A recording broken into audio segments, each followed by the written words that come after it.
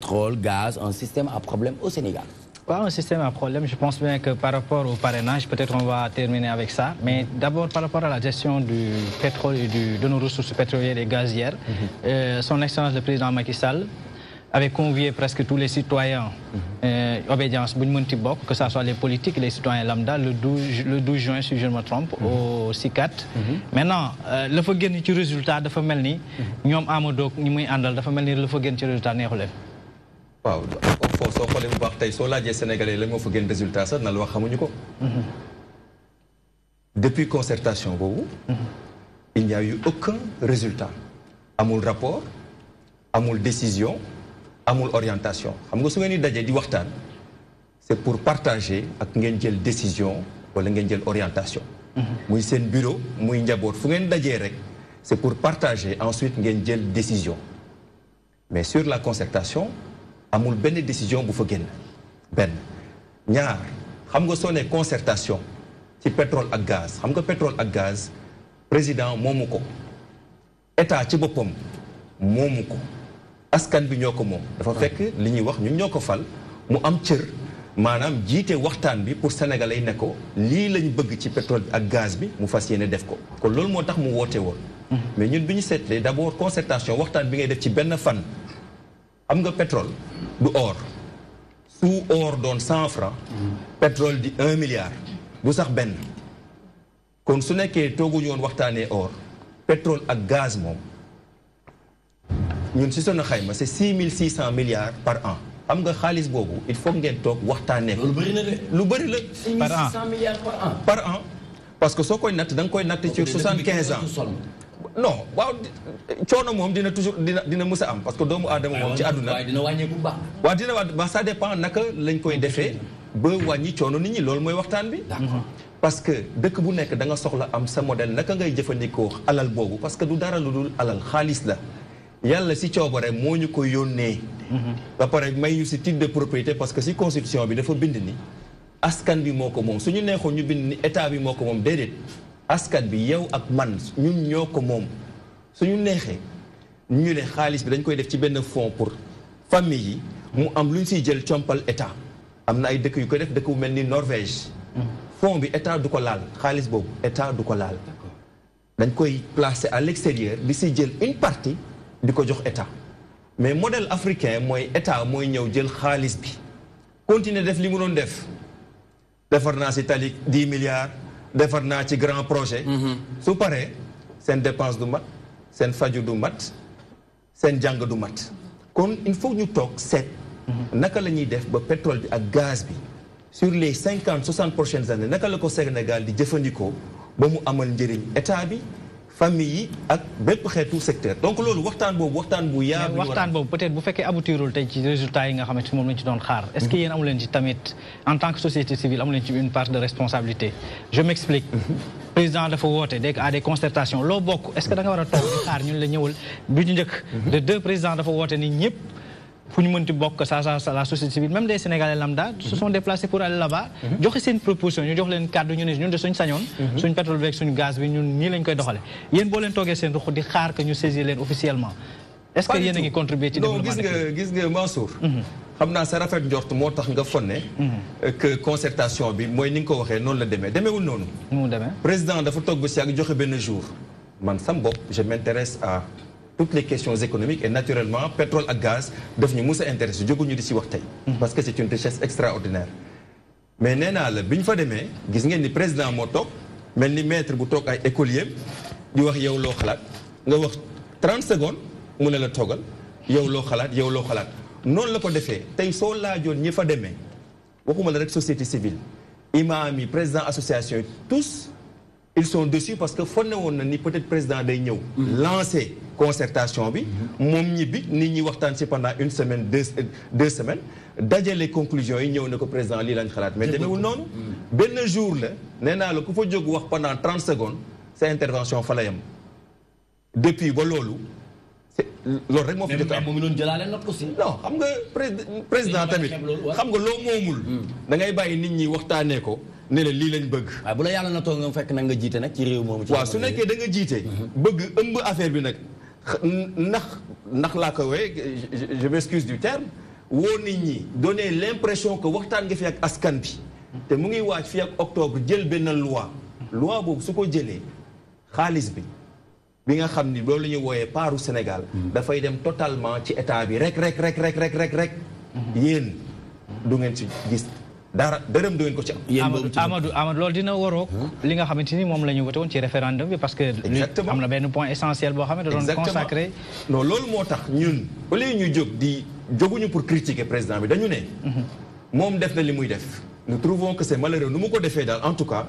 il n'a pas réussi à convaincre l'opposition bon loolu tamit mun naa ne sax du fautam totalement parce que opposition peut-être ils ont politisé la chose moo tax sooy jiite da ngay yaatal da ngay ñemee am ay relation toujours même ak sa opposition su ngeen demee ba dogoo bés boo leen soxla peut-être ñoom tamit dina la wan ni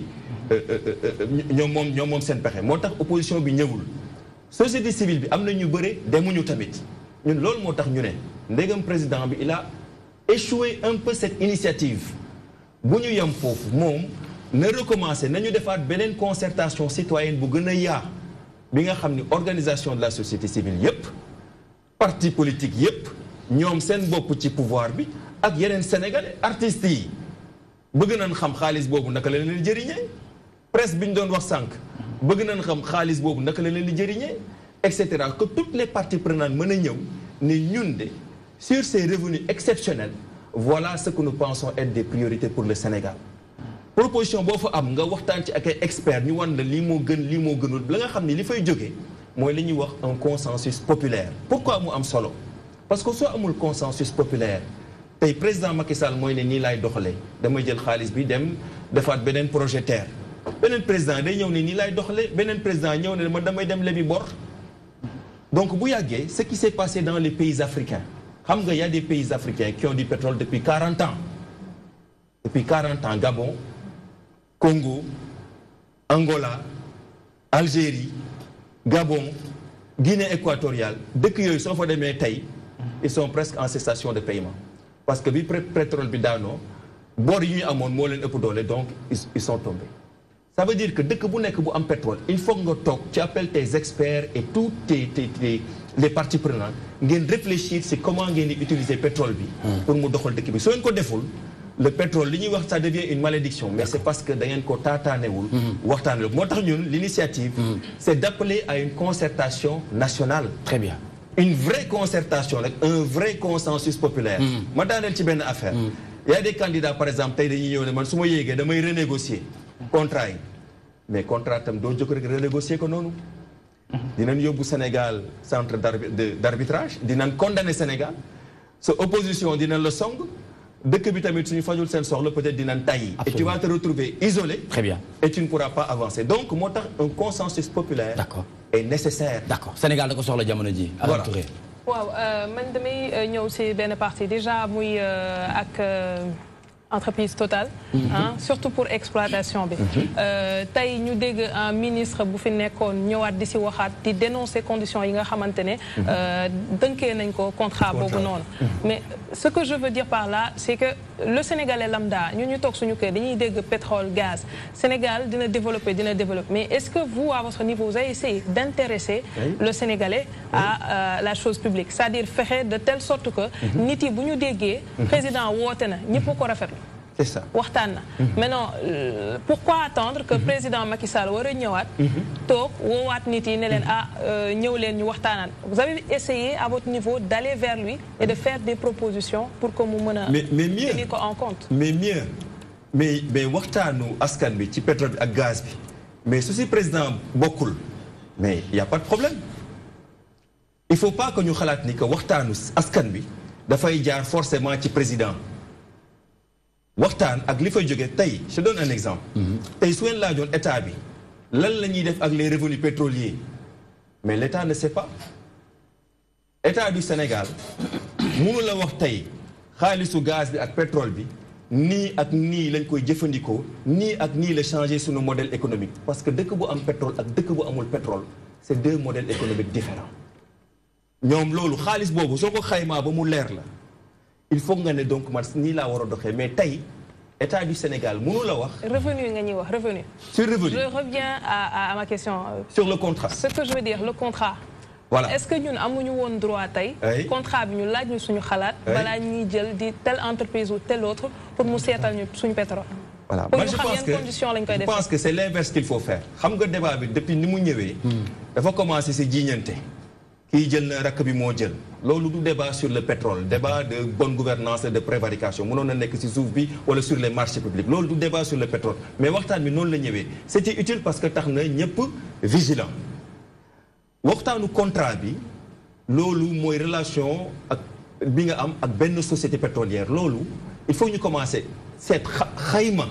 d'abord lu ñu am ci alal en termes de pétrole de gaz d'abord nit ñi xam ñaata la tey les gens ne peuvent pas te dire ñun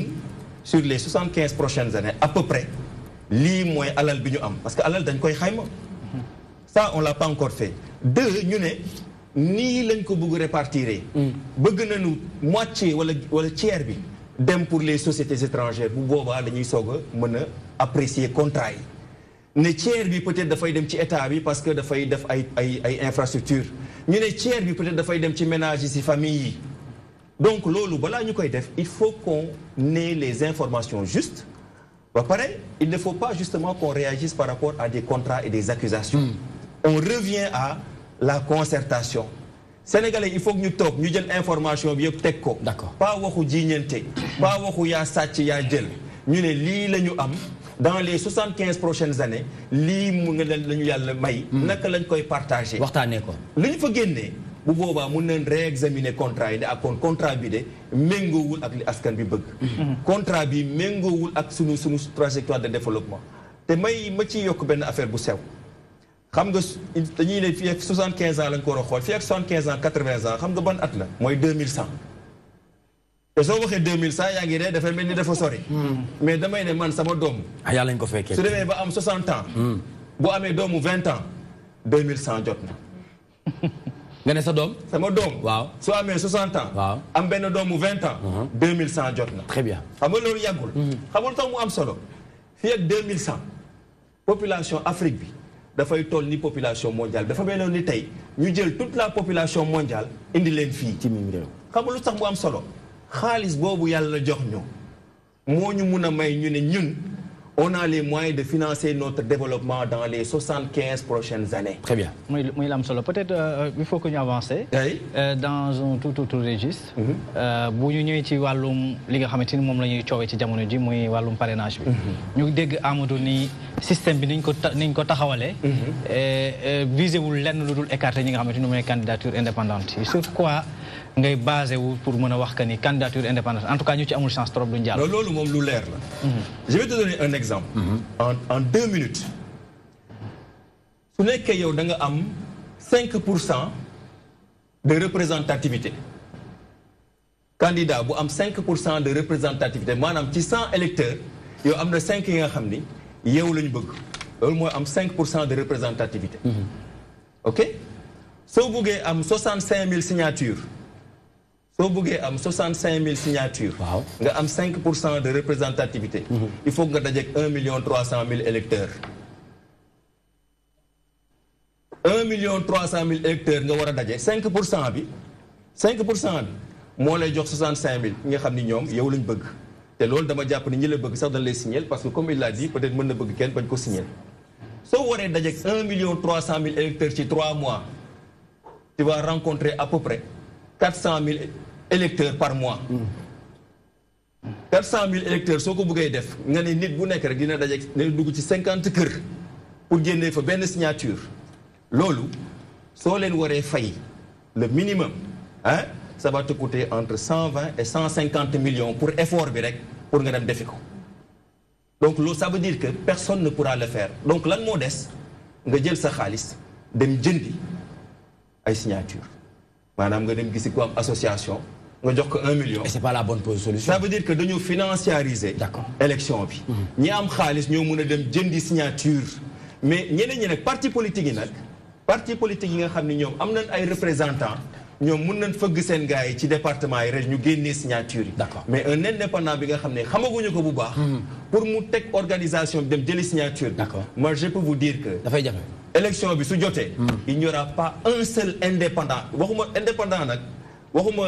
ku mel ni Aïda Mbodj bu baaloo ma koy tudd. parce que moom ci parti politique la nekkoon. indépendant mooy ki nga xam ni musul bokk ci parti politique. ku ci mel ni kan par exemple xanaa Abdoul Mbaye. Abdoul Mbaye am na sax parti ku mel ni moom mën na jël alalam dem joxi benn club ne ko may naa la 1 million ñu utal ko signature ku mel ni Mansour Sow ku mel ni Mansour Sow ku mel ni Mansour ku nekk indépendant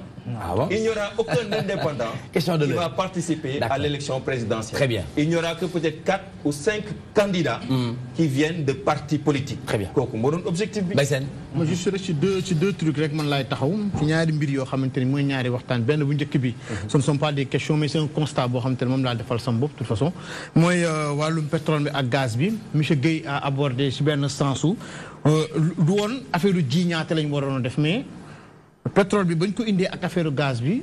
lu sérieux wul moom lañ ci def loo xamante ne bi amul benn transparence loolu leer na c'est connu et c'est sûr de tout le monde loolu moom wàllum gaz bi monsieur Guèye nu mu bëggee ñu waxee ko tey mooy lii yoon on le fera pas comme ça parce que gis nañ ni parti pris la ba lu nekk jóg na ci affaire pétrole bi affaire gaz bi transparence amul foofu deuxième cas bi maa ngi koy wax mooy ci affaire parrainage bi mooy c'est pas élégant ils ont bafoué les règles du jeu indi li nga xamante ne moom mooy affaire parrainage leer na leen ni biir na leen ni ak ñoom ils ont les moyens ils vont le faire la semaine dernière j'ai entendu un ministre de la République un ancien ministre d'ailleurs qui avait démissionné ñëwaatoon pour bël de gars yi la woon rek ça on le comprend dóor la woon ñëw ne on va faire une grande mobilisation essayer d'avoir le maximum de signatures possible xam nga mais si tu as de l'argent mais tu vas avoir le maximum de parrainage possible ça c'est évident mais ki nga xamante ne bii ni tey day dem di seeti kii am ay convictions mais ñu ko ci am ils sont minimes mais je dis encore une fois le fait de am ay le nombre de signatures ça ne te dit pas que tu vas gagner les élections de la majorité elle est dormante ñu ngi seen biir kër li nga xamante ne moo dul yoon bëri ci réew mi dafa bëri te ñoom xam nañ ko parrainage bi nag ibbi nañ carte yi ku mu neex dem parrainer ji kuñ jox xaalis lekkal ba suur vote su jotee damal voté ka la neex. Très bien Mansour Sow dernière question. Voilà. Mais contexte parrainage, on peut comprendre aussi, dans un pays de 15 millions et quelques d'habitants, si on se retrouve avec peut-être 300 partis politiques, des mouvements citoyens par-ci, par-là, est-ce que nous allons bailler la situation pourrir en lieu place Taïdi, au-delà même du parrainage citoyen, il y a où proposer une solution? Nous, quand même, avant Assise nationale, nous, on a beaucoup écrit sur même la rationalisation et la modernisation du jeu politique. Parce que mbirum jiite dëkk pour nous c'est une chose sérieuse c'est-à-dire directeur général sax soo koy tànn day am processus de sélection mbindaan sax soo koy jëlee léegi tu appliques un processus de sélection donc loolu c'est un processus naturel kenn mënu ko bañ mais moi par exemple j'aurais compris d'accord on naa sax ñu ne tey pour être candidat il faut nga am 65 000 militants waxuma la sax parrain militants yi nga xam ni balaa nga am parti politique sax da nga am 65 000 militants ñu ñëw signer la seule chose c'est que loolu soo buggee mu am il faut le faire bien avant nga may nit ñu def ko bien avant ñëw bokk si mais tu peux pas attendre 6 mois avant l'élection 8 mois avant l'élection présidentielle nga toog bi si ak rek génnee affaire teg boobu ci table bi ma yokk ci benn par exemple xam nga bi ñu waxee affaire parrainage bi mënoon nañ bàyyi ñi bëgg commencer depuis juin pour dem uti signature mais dañ de déedéet suñu formulaire nga koy defee ci formulaire bi ba tey ça veut dire que tu as 3 mois pour dem défi loolu ça veut dire que c'est pas possible c'est impossible techniquement donc sur le principe sénégalais yëpp d'accord nañu que tànn président de la République mën na am ay filtres pour moi ça même ku nekk opposition les gens sont d'accord ils comprennent ce principe mais ni nga koy defee la c'est comme l'histoire de Khalifa Sall tout le monde est d'accord que maire ou premier ministre ou président tu es justiciable tout le monde est d'accord mais on n'est pas d'accord que nga jël kii rek jiiñ ko yóbbu ko tribunal parce que c'est un candidat ñeneen ñi nekk sa wet nga bàyyi leen donc soo buggee doxal li jaar yoon que ce soit le processus électif parce que compétition la da ngay yemale soo yemalewul rek ce principe bi ngay woote amul benn valeur. Très bien merci beaucoup monsieur Amadou Gueye président de l'UNIS muy initiateur de Fil Sénégal ñu nekk di waxtaanee lu jëm ci parrainage pétrole gaz un système à problème ici au Sénégal donc dégg ngeen li nga xamante ne yëkkati na ko ñu bëri na xam naa ne dina leen permettre ñu gën a mën a réfléchir parce que dafa mel ni madame Marième Ndiaye moom ci ponk yu bëri d'accord wala dafa mel ni ponk yu bëri da nga ànd ak moom ci la mu doon wax. ci côté parrainage bi je pense que man mënuma ci prononcer wu de façon approfondie. Pourquoi? Mais parce que maîtriser ko parfaitement. mais Sénégalais yi maîtriser wuñu ko Sénégalais yi bu nekkee maîtriser wuñu ko est-ce que dina sotti tamit. tel mu xew ci suñu réew. Effectivement en tout cas concept bi man je ne suis pas contre. D'accord. Parce que quand même plus de 80 potentiels présidents. Mais c'est pour une première dans man maa koy doog a dégg nag ci pour élection présidentielle réew mi bu bële pas 14 la woon xaw ma 15. c'est vrai bii moom en tout cas 87 ak c'est vraiment exponentiel parce que tey boo duggoon ci bureau de vote bëgg jël 80 beneen affaire lay doon donc vraiment si ça sert de filtre. balaa ngay imprimer. man kay yàlla naa gagné marché boobu sax nekk imprimeur. mais là a les moyens de prendre des candidats. D'accord très bien mais nañ ko bàyyi mu daaneel s'il vous plaît. donc vraiment parrainage bi su fekkee ça va se faire selon les règles de l'art. man je ne suis pas contre. Vous n'êtes pas contre très bien madame Sarr vous dites le contraire. Pas du tout. Moi non plus, je ne suis pas contre ce parce que c'est qu'il faut que j'ai l'impression que nous commençons à banaliser la fonction de président de la République. Où sommes-nous? Nous sommes dans quelle planète? Parce que quand même... Oui, quand même. Comme on est président, mais est-ce qu'il y a une compétence évidemment, peut-être qu'on me dira dans la forme. Oui. Comprendre parce que nous, comme vous dites, maîtriser le parrainage, c'est nouveau, mais espoir l'enti. Mais tu mairie, il y a pas maîtriser. N'empêche, les mairie